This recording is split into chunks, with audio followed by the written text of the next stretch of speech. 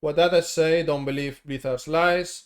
Blizzard sorcery is disgusting. It's completely broken.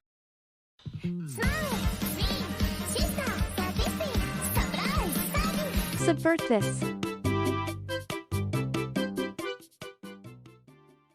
Hello everyone, Super this year. Patch 2.5 has been released on Diablo 2 Resurrected. And whatever the time to talk about the meta that we can explain in Season 2. New terror areas are now live.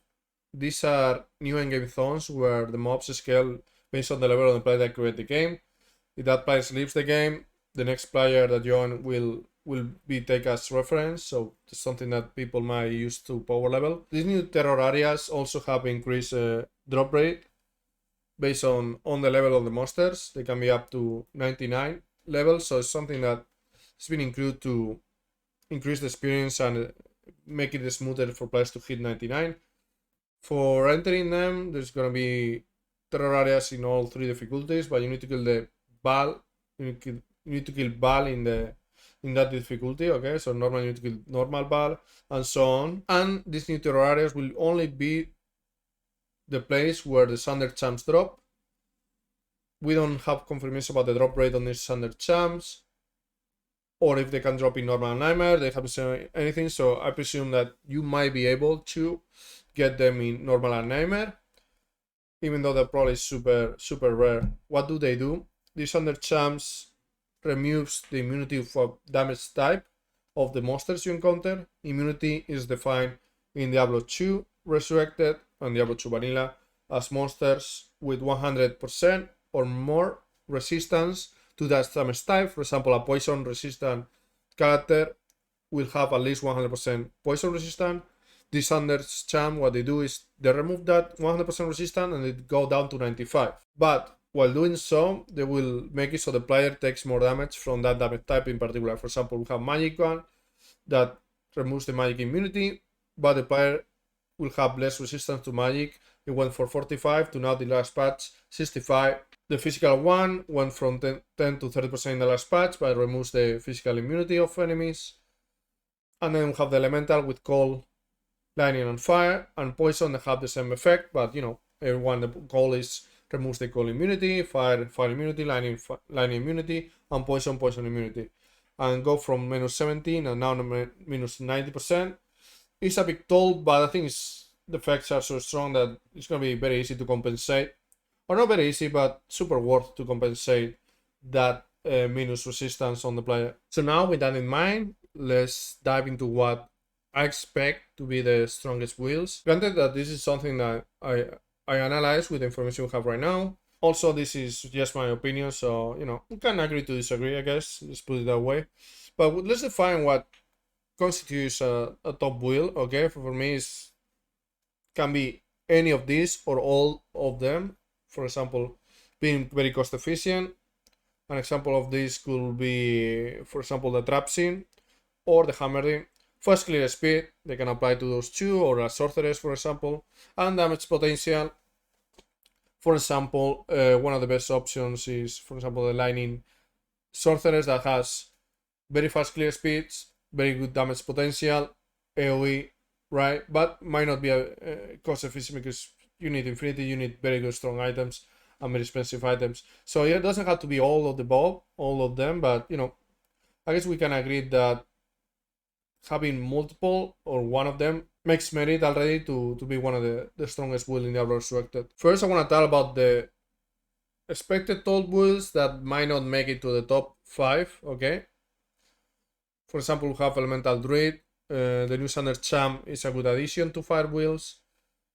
The problem of the Elemental Druid, another problem, but the Elemental Druid already have a good plan B, had a combination both with fire and cold with physical, so they deal very well with fire or cold immunes because they have that plan B inherent in their own build.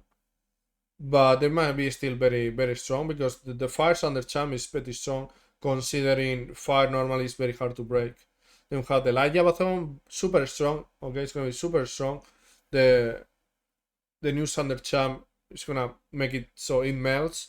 But I had to choose between a top 5. honestly, like Javathon might be top 6, okay? Might not be, or maybe on part of the top 5 build I chose in this case. Like it's up there, but I left it because while Lightning Javathon is going to be very strong and the Thunder Charm helps a lot, Lightning was already pretty easy to break, so to speak, right? With Infinity, like, it's not super easy.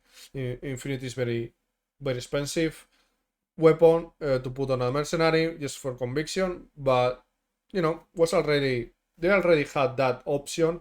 While some fire wheels, some cold wheels that we didn't mention in the top 5 get super strong because the Thunder Champs help a lot more.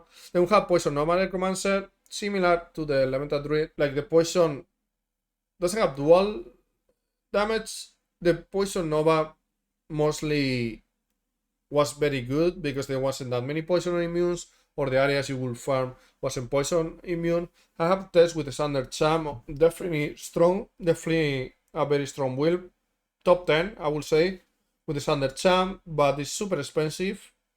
The AoE is good, but with the items you have, doesn't seem that cost efficient, and it feels like, sure, you can clear with it.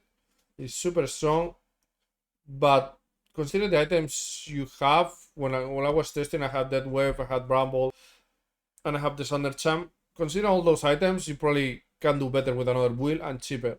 So that's why it doesn't make the top 5. Then we have the Wall Frenzy Barb. I think it's going to be super strong. The Thunder physical removal might help a lot clearing random stuff. Even though, one of the problems that it's a melee build, it's a physical build that's not that strong. And for clearing, I might add.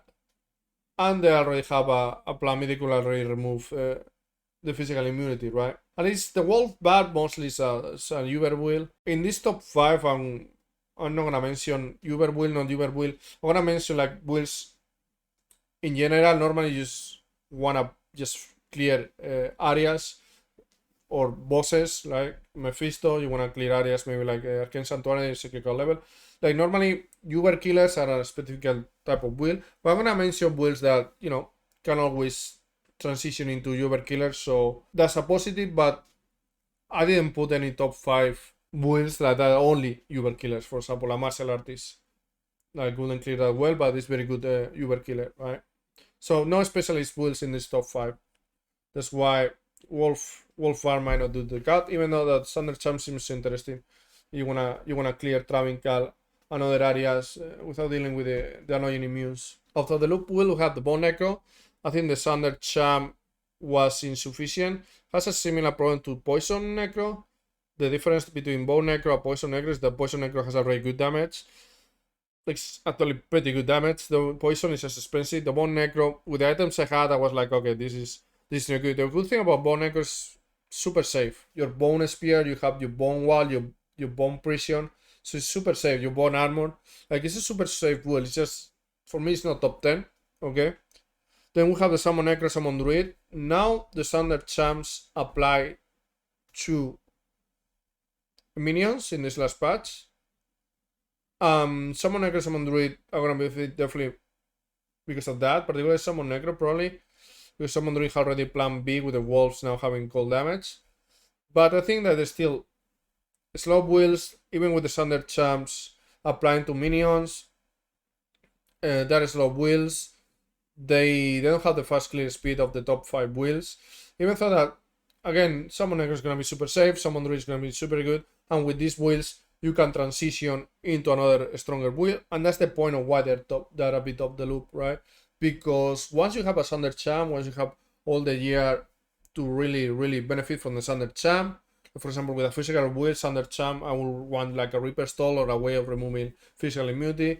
With a Summon Necro, Summon Druid, by the time you get to that point, or if you have Thunder Charm, you have a lot of items, right? Because Thunder Charm will be very hard to get. Like, I think you can do better. I think you just straight up can do better. Okay, you have a Summon Druid, you have your Reaper Stall Mercenary, you have your Thunder Charm, you have everything, you have all the plus skills. At what point don't you want to just, have a Sorceress, have another build, a Lightning Javathon? At that point, isn't it, with all the items you have, isn't it better to have another type of build? That's the only problem. Warcry Barb has a similar problem. it had already a good plan B. Warcry was buff season 1, but I felt like even with the Thunder removing the immunities, like it's not that strong and could do better. But still, Warcry can be strong. Fun item might be very good in the terrorized areas. So while I put Warcry bar here a bit out of the loop, it's still a good option for early farming with item fine in Travincal, with item fine maybe in the terrorized areas. Probably can pick very well in terrorized areas in Nightmare, and you can farm there to get strong for Hell. So while I think it's a bit out of the loop because the clean speed is not that good, definitely is not unplayable.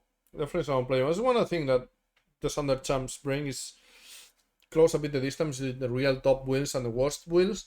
But yeah, I think these wheels are, yes, at what point, unless you really love the wheel, you want to be cost efficient, you want to be like, why I'm doing this, right? Why I'm playing this Bone Necro instead of playing like a Poison Necro, for example, or a Blizzard Sorceress. Let's go into the top 5, okay? The first one is, the number 5 in my top 5 list is Fire Sorceress. I don't know if it surprises you because Fire definitely is an element that's very strong, but if anything, if it had a problem was the Muse in Hell difficulty.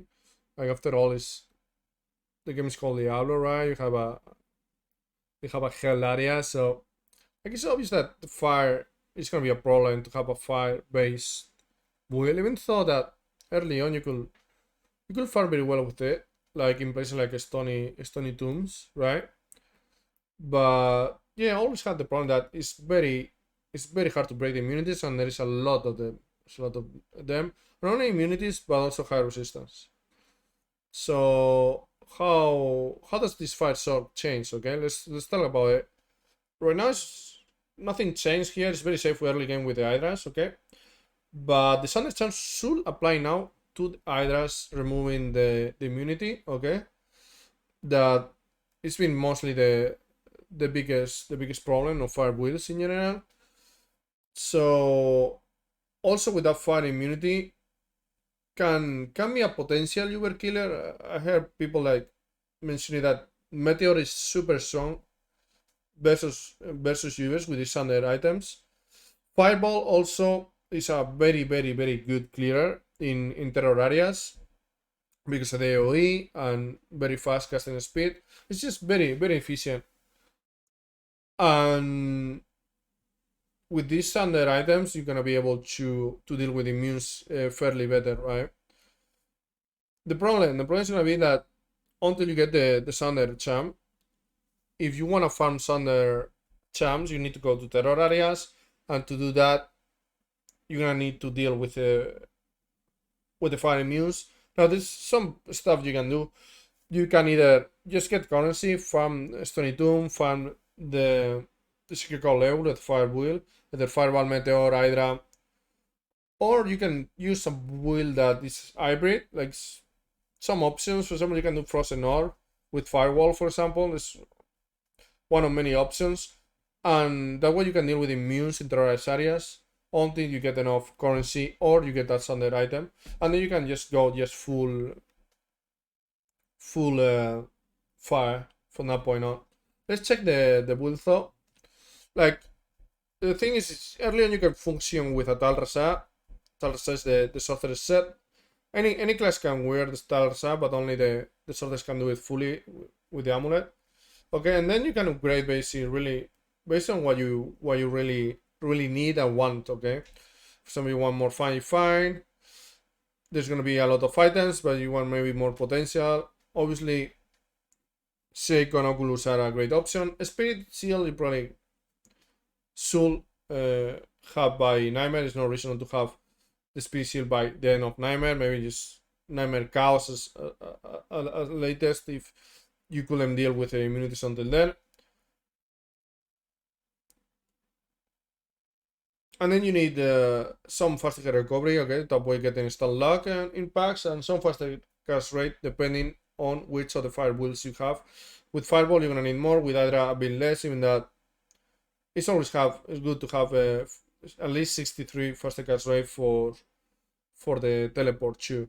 Flickering Flame is a running word that was introduced, and adding it to the new charm, okay, like it's a very strong combination because the standard charm removes the immunity, reduce the immunity of any mob that has 100% or more immunity to 95, and then the Flickering Flame reduces the fire enemy resistance after that, and then you can have a conviction on your mercenary with infinity, so we'll make it that you can melt really even the fire immunes, okay.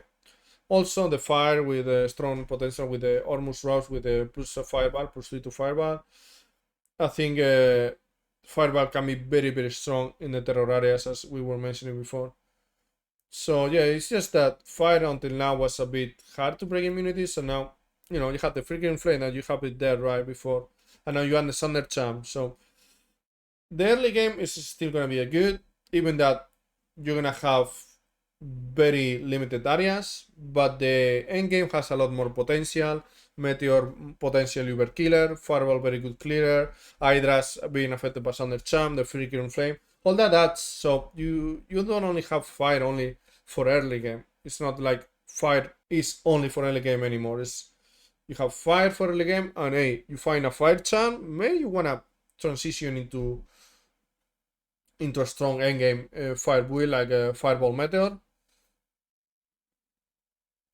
And it's gonna be now super viable. It's gonna be good for any area with the Sundering Champs. So that's why I thought it was a top 5 good early game and very strong potential late game. Number 4 we have Trapsin.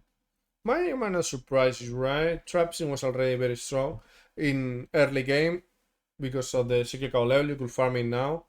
The Thunder Champs obviously improved the lining Trapsin, but bringing more potential, I would say, to the fire Trapsin that had problems, and same to the sorceress, the fire sorceress was something like, okay, you can farm the Stony Tombs, you can farm the secret core level, right? Specific areas. You had answers to immunes with the landing sentries, but now has a bit more potential with the Thunder Champ. It has very good AoE. We mentioned before, like the early game is gonna be limited, okay? Particularly in terror areas that combine a mix of different mobs, and depending on the terror area you want to farm or not. But yeah, you can have a fire trap scene early on. You find a fire or a line champ, and you might want to go into that. Now there's some loot that's gonna change. Obviously, for example, the claws, you wear claws for the trap scene. They don't the same the line to the fire, but early you can farm with the fire. And then you know that at least depending on which Thunder Champ you find or you buy, you can go either one or another one. And there's always the option for the scene to respec into an Uber Killer after you have farm enough, because the martial artist is going to be very strong. It's going to be very strong. Let's check the build, shall we? I'm going to mention the fire build because I think it's the one that gain a little bit more edge with the new additions, okay? Early game you want, you know, typical dual setup. Then you have Plague Running War. In the case of the fire Trapsin, you will want a base with a Wake of Fire plus 3, and then you put the Plague and you have plus 3 Wake, plus 2, and attack speed. So will be very worth it. With this build you want as many plus skill as you can get. For example, blue amulets are very cost efficient. Blue meaning magic amulets with plus 3 to trap scenes will be very, very good. If you're just looking for high runes, you might not need enough. You might not need magic fire or as much magic fire because it doesn't get affected by your magic fire. It's more about mob density and the quality of the mobs. For example, the secret cow level. It's not only efficient because of the density, it's also the cows are very special mobs that drop more high runes. Another way of getting high runes and charms too is the Arcane Sanctuary. So that's another way that you might not want magic finder. Use my plus skills to clear faster, both secret cow level and Arcane Sanctuary, and get more high runes there. The freaking flame, same with the sorceress, it's going to be very strong, particularly in combination with the Thunder Champs. You might want Magafist for plus 1 to fire. Infinity for that extra pierce, because you're going to remove immunity once with the Thunder Champ. the immunity should be removed, and the Infinity will further reduce the resistance starting from 95. Okay, and something that might change, before you could go fire traps in, and you will put some points on light traps. Maybe particularly in hardcore, you might want to put more points into Fate, for example, or you might want to put more points into burst of speed in softcore to have faster speed. Because if you're gonna remove with immunes, like in Super Endgame, you're gonna remove with immunes with Infinity plus the Standard Charm, you might not need that many points into the Lightning. Even though that probably a combination of damage, particularly with an Infinity Mercenary, is always good, but you might be able to go a bit more defensive with Fate and dropping some points in the Lightning traps. And the top 3 of the builds that I think are going to be stronger in Diablo 2 Resurrected is, with surprise of no one, Hammer. I'm sorry, I apologize on behalf of the Diablo 2 community, but Hammer is super strong. Now, it does not get that much with the standard champs, but it has another strengths, super cost efficient, magic damage, OP. Magic damage is straight up OP. Insane clear speed once you have Enigma because of the mobility. The magic damage is not only OP in vanilla Diablo, but also in the terror areas, considering it's a combination of different mobs. You're gonna be able to deal better with these new areas. Because before, okay, you could say, okay, I have magic damage, I'm gonna visit this place, this place, this place. This is my best places I can farm with the hammering. Now with the terror areas, it's gonna be like randomized. It's gonna be a set of different endgame areas you wanna farm, and you might need to fight a wider variety of enemies. But with the hammering, you don't care because you are magic damage. Now there is one area, the Lost City. There's gonna be terrorized area. It's one of the areas with magic immunes, but it's only terror. That terror area doesn't only have the Lost City. It's Lost City plus the Viper Temple. So like you can just ignore the Lost City, just go through the Lost City and go inside the temple and just farm that over and over again. So even that you're gonna have to face more magical immunes because of the terror area, or only one, and maybe some mobs in Act 3. You always, can ignore it. And from very early on, the hammering is super good for farming the standard champs. And it does not require the standard champs itself for clearing the terror areas because of this magical item, right? And once you have the standard champ you want, you might want to respec into something else, use it on another class or whatnot. But unlike previous builds, it's not gonna need the standard champs to function in the terror areas.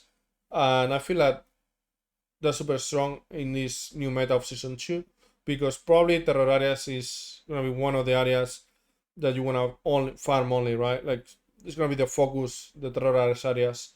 So that's why I think the hammer is top 3. Let's go into the build, even that it's a non-suspect of the top tier builds in Diablo 2 Resurrected. Had the dual speed, pretty classic one, fast attack speed, fast attack recovery 2, and the plus skills, of course. From then you can transition into Heart of the Oak, particularly strong in hardcore because of the Oak Sage that gives its name. And then the Sacrum Seal, also for block chance, stats, all resistance, super strong too. But that's more of an endgame type of build. Like early on, you'll function on dual speed, and honestly, it's gonna be more than enough for most content. You can have Enigma, but I feel like in terror areas, because they're gonna be different type of areas, they're gonna be like just like when you go for Mephisto, you wanna just teleport through Durance of Hate and get to Mephisto, right? Sometimes the terror area is gonna be Mephisto, but some other times it's gonna be the jail, other times it's gonna be the sewers. And you're gonna need to search for the packs. And Enigma might not be as mandatory now because you can just charge around the area and just focus on the enemies. Like Enigma is always gonna be good, but I wonder if it's gonna be as good as before, because you'll farm very specific areas and Enigma allowed you to function way better. Of now it's gonna be like super good, but you can farm terrorist area very early on without Enigma, and it's gonna be good enough. And maybe you wanna use that currency into something else. Seiko is always best in a slot, or almost always best in a slot. McAfee's or the Transwool set clause, the globes. Like Magafis is typical best in a slot for most people, right? You have the first cast rate, but the clause gives you the first cast rate, and if you're not a fire build, it gives you that extra resistance, because you know the Hammered In doesn't benefit from the Magafish +1 to fire skills, so might as well have the clause that gives you fire resistance, right? Then you have the Arak as extra fast cast rate, but you probably, you know, depending on your rings and whatnot, you can use something else like String of Fears, Verdugo for PDR, or any other belt. War Traveling or Resistant Boots is probably the best option. War Trap is particularly for the Magic Find. Then you're gonna have Maras or Fast Cast Rate Amulet, Strong Jordan or Fast Cast Rate Rings. But you know, you're gonna need that 125 Fast Cast Rate. So definitely you're gonna need some Fast Cast Rate Rings, and Storm Jordan is gonna be very hard to get anyway. And yeah, this build is, you can go full damage like that, like you can try to put as much Fast Cast Rate and boost skills. But you also have the Wither Spider, which brings Magic Finder to the table for early on farming. Fast Cast Rate, you have the Chance Wars instead of the Transwool Claws or the Magafish for extra Magic Find, and Magic Find Rings and Amulets, and of course Magic Find Charms also that boost here and there. And you know, don't forget about your top hats. You can have a top hats in your Seiko early on, and then transition and put an if you really need that extra resistance depending on what you have changed, right? So where the Dual Spirit, Seiko, Enigma, Arak, War Travis is, you know, often the Transwool Clause is often the best in a slot. You can adapt to what you need. Maybe early on you really want that extra Magic Find to start farming early on in the ladder. And definitely it's very easy to put a Magic Find build with the Hammered In, because you have enough damage. That's the key. You have enough damage already.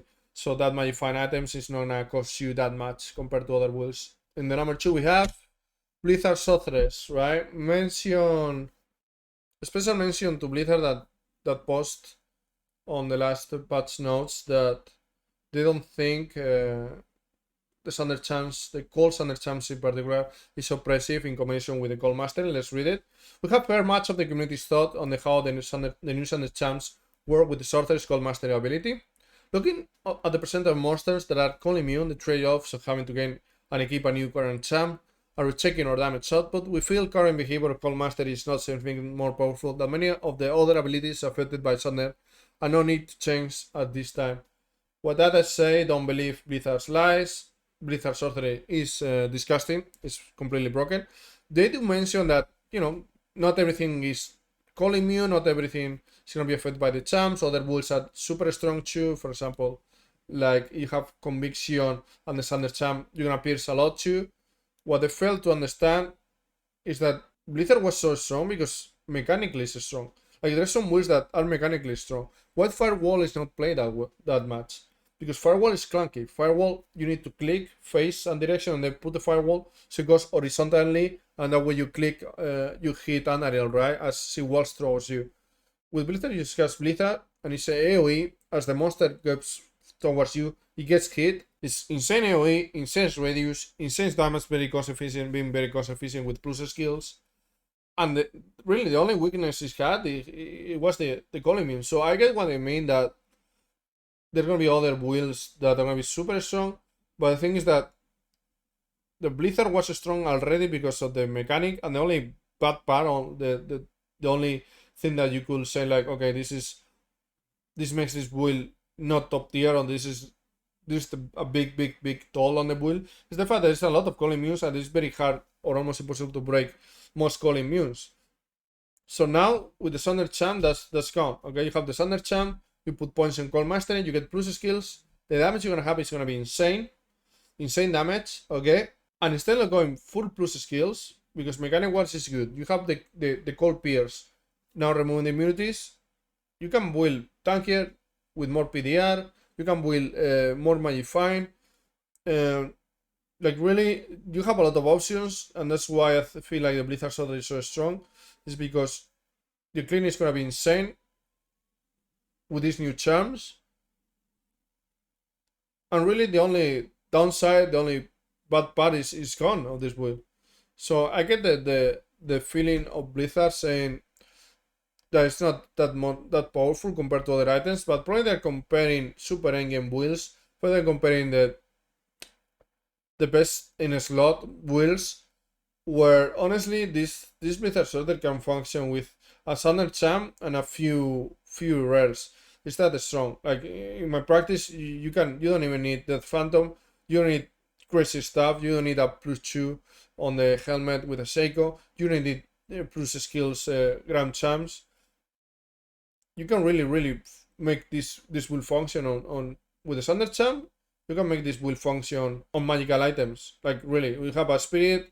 It's very easy to get. You can have a magical item in the orb, in the weapon. You can craft something to give you resistance, get extra resistance, get extra life, get extra fast cast remake to be a bit safer for the teleport, and get some PDR or magic find depending on what you want in your softcore or hardcore.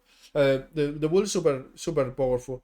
And also it brings more options. Like I mentioned that I don't think you need infinity, but maybe you can go infinity. You just want to do a lot of damage. But there's another option. You can use Doom. It's safer because it brings the Holy Freeze aura on the mercenary, so you're gonna chill the enemies as you teleport to them in case you fuck up with some teleports. You have safety net, like similar to the fire builds. Like Blizzard was already very good early on with our standard champs that didn't exist before previously, right?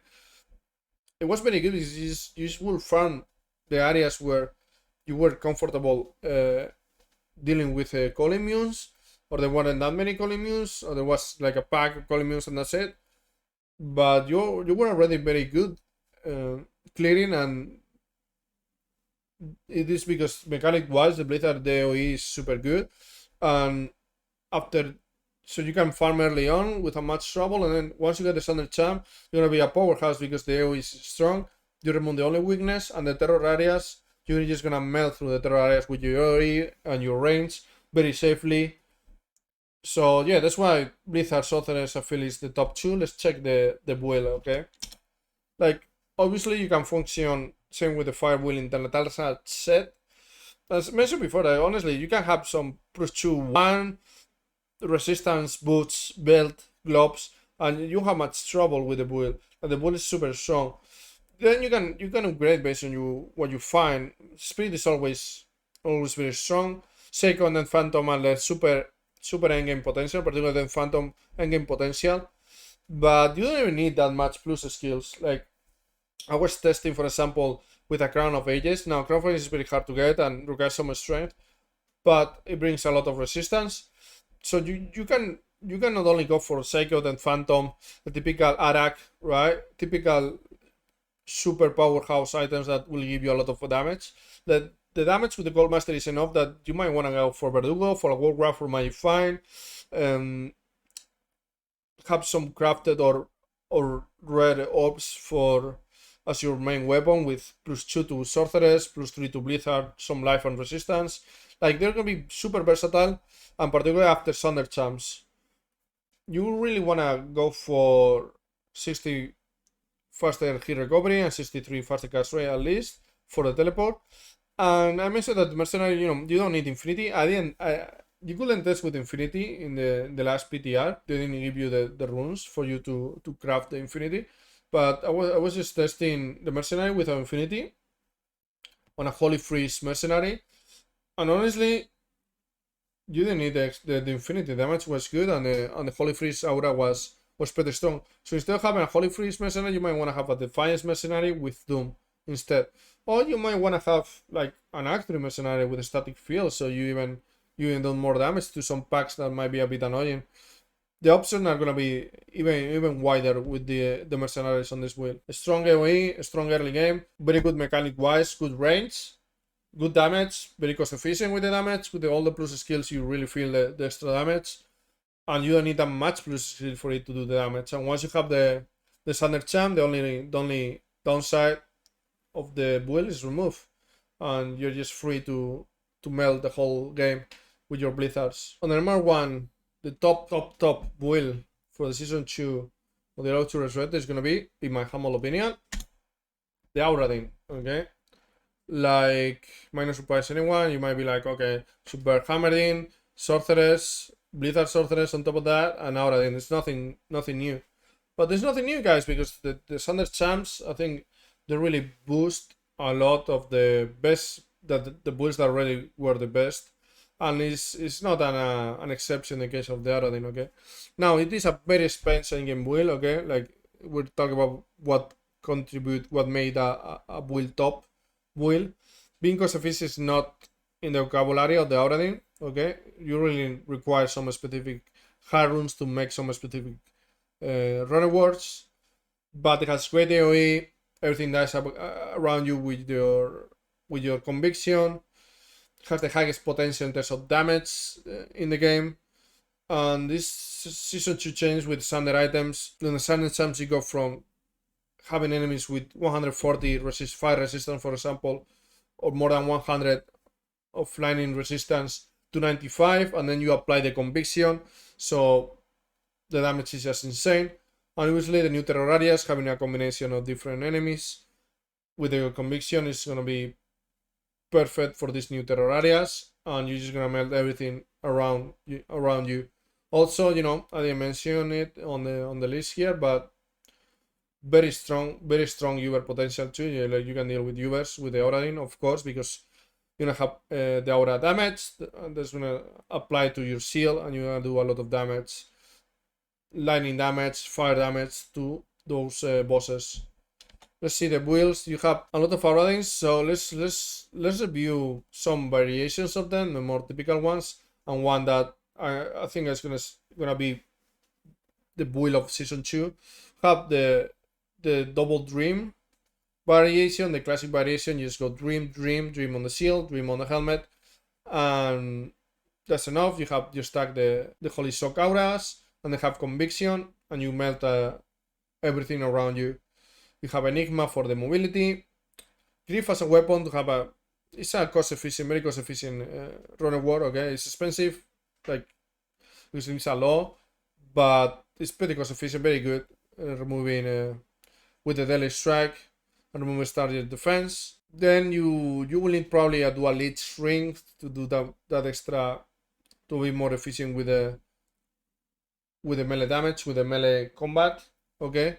Plus you can have a Raven Frost for the canopy frozen, or Daffer ring. Okay, you want that fire resistance. And higher lords because of the extra lightning damage, the daily strike, and the plus skill is just best in a slot. Like enhanced for attack speed, and you know, gives also fire resistance. And then you can have Arak, String of Fears, Verdugo, and then the War Travelist Bird that, you know, tend to be extremely good in almost all builds. So yeah, I was mentioned before, you stack both Holy Shock Auras from the Dream Runner Wars, then the Pala Conviction, and then you can seal your enemies with the lightning damage. Then we have another variation, that's the Pay to Win variation, the super premium, the super top notch.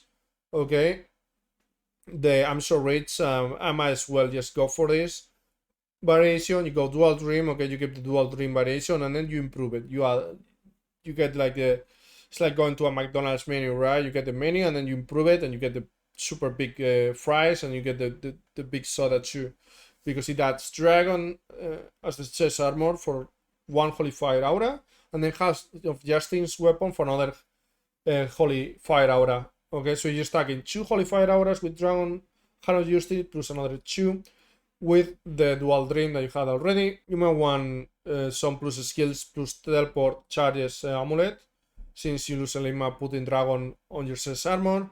Transwood claws for more faster cast rate. You can use an Act 2 mercenary.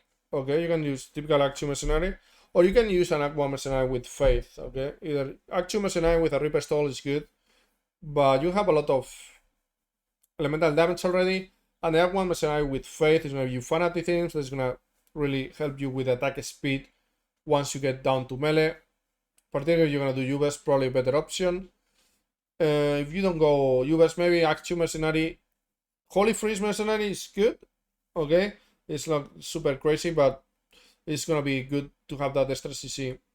So I was mentioned with this variation, you stack all the 4 auras, 2 dreams, 2 holy shocks, 1 dragon, and 1 holy hand of Justice for the 2 fire, and then conviction melting everything. And if anything survives, I really doubt you, I really doubt so. You have your seal, okay, to just melt it in one attack. Then we have the Diablo 2 Resurrected variations because of these new charms. I have there the 2 charms that affect the Paladin. The fire resistance minus 70 to 90% is because it got nerfed, right? I was mentioned before at the start of the video. It was minus 70 before to your resistance, now minus 90. But being a Paladin, I think, is something you can deal with it. So the new standard charms introduce more options. You might want to have, with a super premium build, you might want to have both to really just melt everything on your way. I have checked the damage, and it really is really impressive. With the conviction and the charms, not even the immunes are a problem, really. Like, even versus immunes, you're gonna have a lot of damage with the new charms. So you might want to have both charms, just, you know, as a way of just melting even the immunes. Or you might want to have only one charm and rely on that damage and that charm for destroying the immunes of the other element. So yeah, you can either find either charm or just buy the cheapest. In that case, you can also use the Act 3 Mercenary for extra damage, or maybe you want to use Act 2 Reaper Stall, or Act 1 for Fanatic Things. Nothing changed here. The idea is that maybe with Auradin, okay, it's gonna depend on what you find. Maybe you want the Lightning Thunder charm, maybe you want the Lightning Thunder charm and you just stay on a Dual Dream build. I think it's gonna be good enough with Enigma, okay, and you don't use the variation. If you find the fire, though, you might have another options, as I was mentioned, that these new charms not only brings potential and power level to the build because it's gonna allow you to pierce more the elemental damage, but it's gonna be like, okay, you find the elemental Lightning Thunder charm, you can go Dual Dream, or you can go the hybrid version, but you can go fire only Auradin, okay, if you find the fire Thunder charm. And this is the variation we want to check now. If you just go pure fire, this is what you can do, okay? You have the fire Thunder charm that removes the immunity and brings it down to 95. So you can drop the Dual Dream. I mean, not drop like you just remove them, but you don't go for Dual Dream. Instead, you stack dragons above the chest and the seal and have a hand adjusted weapon. So you have 3 fire auras, okay? But on top of that, you have the new rune award introduced in Season 1, Flickering Flame, that is gonna help you out to even pierce further. So how this works is you have the standard charm, 95 resistance, even to immunes, right? Or the immunes rather go down to 95.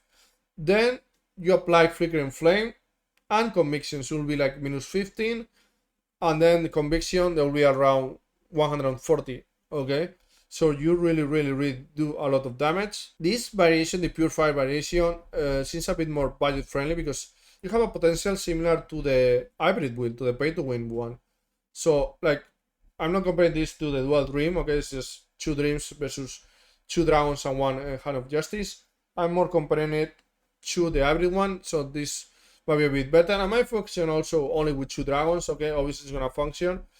You can go Hand of Justice, Dragon Seal, Flickering Flame, Enigma in the chest.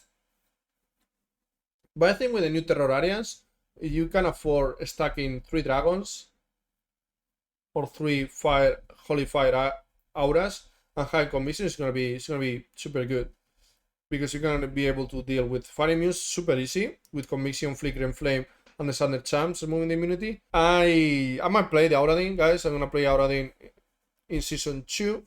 I'm gonna start with a Hammerdin, and then depending in the charm I find, and that's gonna be the key decision, which charm you find.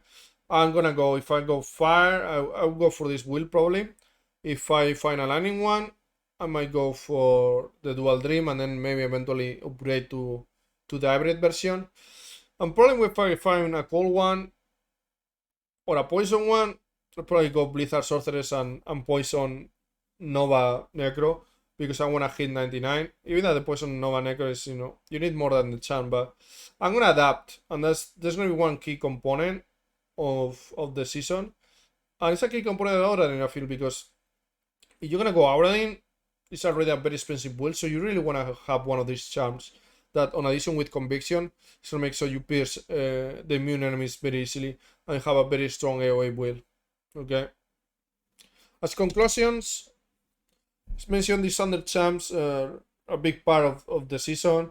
They're going to be very important, and everyone's going to go crazy trying to find them. Therefore, the clearing areas, therefore the terrorist area is going to be vital. How you deal in terrorist areas. One dimension that terrorist areas, you know that they're dynamic. Every hour one it changes. Sometimes the terrorist area is going to be places like Arcane Sanctuary, Secret Core level, places that drop a lot of champs, a lot of magical items.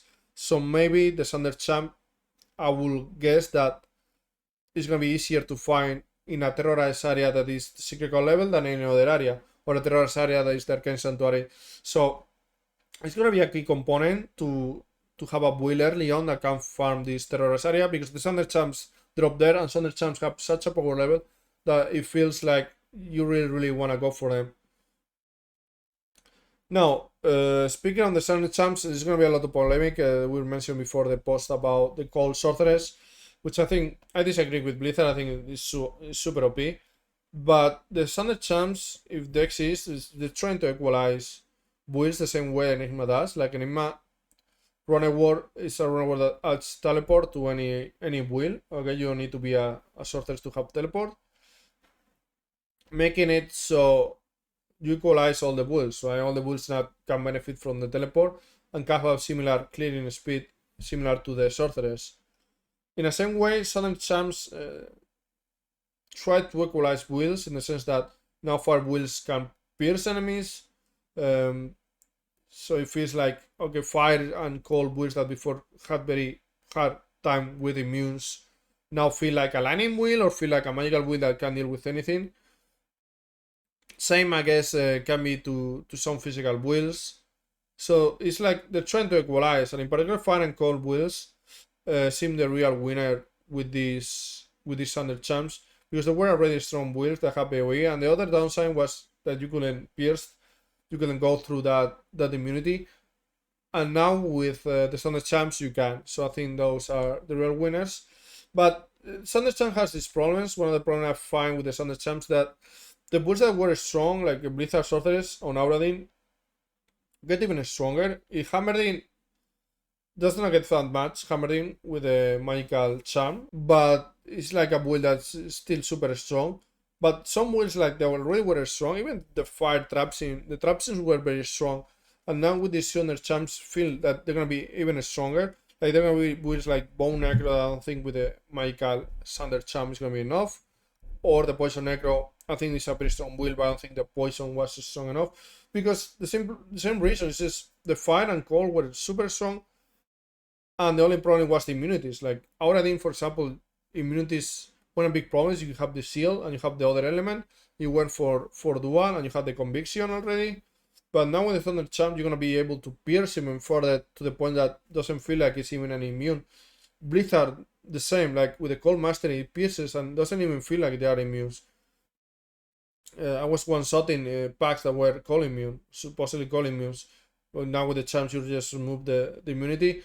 They don't even feel like a trouble. So those builds that were strong get even stronger. So solution to this that I propose, or I will see that will fix this problem, is the standard champs should be removed. There shouldn't be champs, okay? Standard champs should be an effect like a corruption in PoE or some Diablo mods like PD2, and in that regard you will not have the standard effect in a champ. Instead you will sanctify, you will improve, you will corrupt a unique item, and therefore try to get a mod that will vary from resistance, life, stats. You have different mods, and one of them, one of the rarest, could be a standard charm effect, like you remove immunity and you put it 95. So you will need a lot of different uniques at the same time. You need a lot of Seikos to improve them, and then try to get this effect. But because the effect is so strong that it feels like very cheap on a grand charm. Also, adding a corruption system or a sanctify system like this adds a lot to a game, because in game like Diablo 2 Resurrected in Manila, you find a Seiko and you're very happy, but the next Seiko you find is gonna be like, okay, another Seiko, what do I need this for? But you have this sanctify improvement, this corruption system, similar to Diablo 3, similar to PoE. You're gonna find Seiko, you're gonna corrupt it, you're gonna get, I don't know, poison resistant. Okay, that's trash. Then you're gonna find another Seiko. You're gonna improve it. I mean, you get 75 cold resistant. Suddenly your Seiko is one of the best Seiko in the ladder. Suddenly your Seiko is a very unique item, and it saps your whole build, it saps your whole season. So I feel like it could be a solution for these under champs that have some polemic. Some people claim they're too strong, and I agree. I like that they try to equalize a little bit. With these champs, they try to equalize the builds, but we'll see what happens, right? We'll see what happens in this season 2, how they play off, and I don't think they're gonna be that bad. You can always improve them, but I think this could be a very strong solution for their seasons. But yeah, I'm very happy and glad you guys watched until this far, and thanks a lot for watching. I'm really gonna enjoy this season 2 of Diablo 2 Resurrected, and I hope you guys do too. Okay, good luck in this season 2, and see you there. That's tomorrow, and that is it for us today. And we will leave you with a... I can't do it. Okay. We'll do it live. Okay. We'll do it live! Fuck it!